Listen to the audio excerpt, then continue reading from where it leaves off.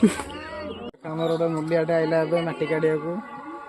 ଟଙ୍କା 150 ଟଙ୍କାରେ କାମ କରୁଛି ତା ଘରେ ଖାଇବାକୁ ନାହିଁ ବୋଲି ଇଏ ହଉଛି ଆମ ମୂଲିଆ ଆଇଲା ଗୋଟେ 2 ଟଙ୍କିଆ ମୂଲିଆ ଧରୁଛି ମୋବାଇଲ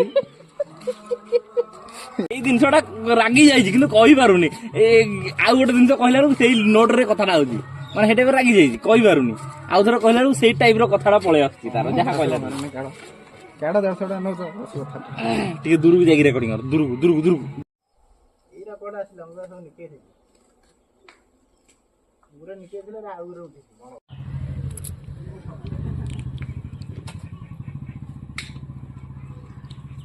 ମୁଁ ତେଲ ଦେଇ ଜିତେଇ ଦେଲି ମୁଁ ଜିତିଗଲି